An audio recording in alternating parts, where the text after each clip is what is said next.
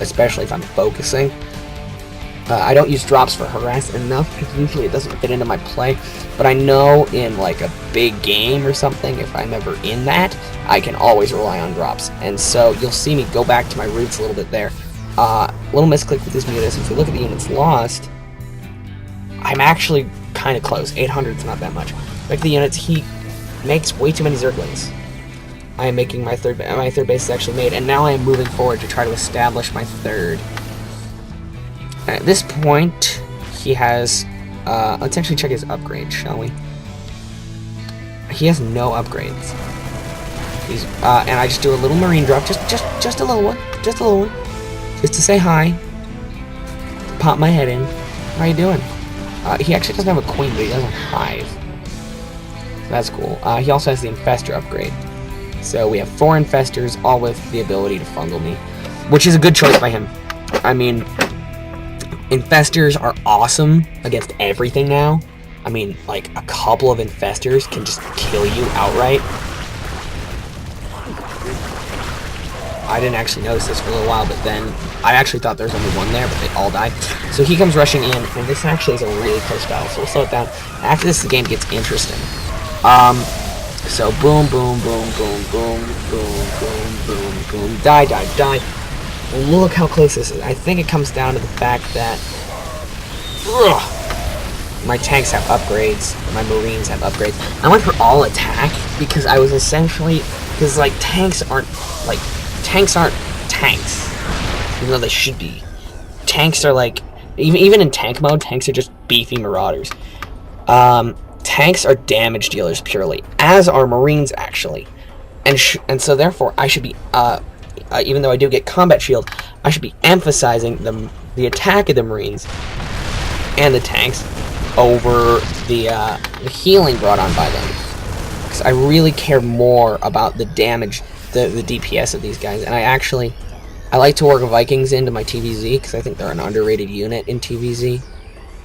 And just Viking, like, they're a good harasser, they're just overall good, and it's great to have them in case Broodlords show up, which aren't yet. So I start to get out Thors, because Thors I love in every way possible. And I'm actually out probing, which is really weird. Think about that. He got me down to 1 unit, 1 worker. And I am now ahead by 11. We're on even bases. I have more upgrades. So in this situation, I guess he must have gotten a little cocky. He is getting 2-2 for all ground, and I just have 0-1 and 0-2. So I guess we're probably on even upgrades because armor tends to be better, especially with massive units like Zerg is doing. And if we actually look at my production structures, 4, 5, 6. So 1, 2, 3. So 7 barracks, 2 factories, and a starport. This is not my usual lineup. Usually I go like 2 racks, 4 fact, 2 racks, 4 fact, 1 starport. And so like, and you'll see eventually I get up to like 11 racks. Yeah, so that's 9 barracks already, plus this 10th in production, which I think I eventually finished. And I have good tank spread, and was I missing something by not watching the minimap? Oh yeah, I was attempting a drop over here, and all my marines died. I remember that pretty distinctly, but then I realized, hey, this is the area I'm familiar with. When this happens, I generally win, when I just have a bunch of tanks and Thors. But that is about to be interesting. A Greater Spire. Broodlords is usually the answer to, meching Terran. I mean, the answer to everything now is infestors. Go infestors. It's the best unit Zerg has now. Infestor Roach. Infestor Roach is just awesome in every way. And but you will notice, if you've been watching the minimap, I've been using drops pretty well. I have been just poking my head in, being annoying, showing who I am, showing I have drops, showing everything I need. He actually has +1 flyer, so we are probably even on upgrades. I have more attack upgrades, definitely, but he has more overall, and I kill the expansion and I fly away. I'm gonna back up so you guys can see that technique. So you stim, and then you just pop in and run away. You can actually do with shift click, so if I were to select that, and assuming it's like a Marauder or something, shift click A, and I know I just opened up the army tab, click on something for everything, so shift click A, then click back into the medevac with the right, and that will successfully get you back into the medevac after you've killed something. And so now I'm going to take these, and I'm going to put them back into his base, just sort of be annoying, harass, la-di-da. For some reason he's breaking down these rocks, I don't know why. And then I did the carpet bombing trick,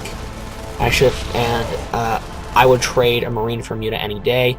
And I actually put a Marine down in there, and he doesn't notice this for like a really long time. Now, interestingly enough, Queens are better versus Marauders than they are versus Marines. This little guy, he's just gonna, I can do it, I can kill it. Believe me, I'll win. I have the power, I will kill this before the upgrade finishes.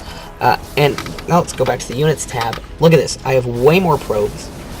I have 27 Marines, 9 tanks, a Thor, 8 Marauders, and the poor little guy died. Tear. But he has 4 Broodlords, and Broodlords aren't quite like carriers in the last game, where like 4 carriers would win you a game, but they are kind of close, where like a bunch of Broodlords can win you a game. He's actually bringing Queens down to transfuse. Oh, I did not get this, and I forgot I had all these. Actually, so you'll see me like freak out and stim all my Marines and send them over there and unsiege the tanks. But these Marines are also doing grand amounts of damage. And look at them go, do it, win, fight, kill, yes, go, win, yes, oh yay. And they're just pounding away. So I forgot I had these Vikings, so I assumed I was screwed.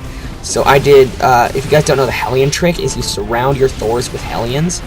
And then the entire point is the Hellions can sit there and roast the Broodlings, and you unsiege all your tanks. And then I realized, oh wait, I have like 5 Vikings, so might as well bring them over and kill all the Broodlords. And that worked pretty well, and plus I was producing Thors, I should have been getting my upgrade, shame on me. And I had a bunch of Marines over here, so I thought I was in really dire straits right there. But I really wasn't. Plus I had all these Marines doing their glorious amounts of damage. I just got to sit there and pound away, kill a bunch of larvae, not actually kill maybe a few, I don't know. Let's just say they were useful. They felt useful at the time. I should have been poking over there, but you'll notice his macro is slipping big time. His money is high.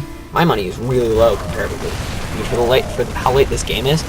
And then I just realized I have enough Marines, which are now really, really good, to win this game. And so might as well start uber pushing. So we're going to unsiege all our tanks. But this is still really close. I mean, if he had more probes, this would be an even match. But it's 4-base Terran versus 4-base Zerg. Although I don't actually move out real quick, I just take the center. I should have really advanced to there. I could, but I'm like, when you get this far behind and then come back, you are really super cautious for the rest of the game.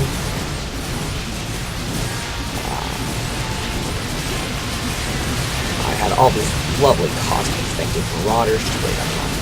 So he has 3-3 versus my 3-1 and 0-3.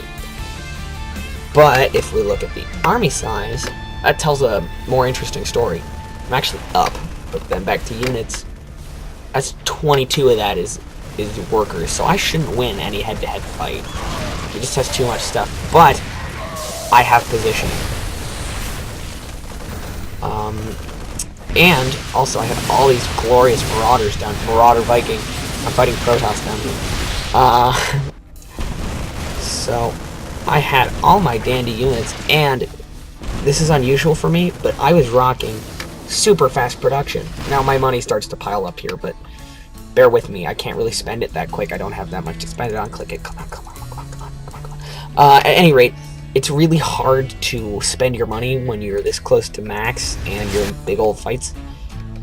But I start advancing forward, and hey, wait a minute. I have mostly disposable units here, fighting units that are supposed to be tough.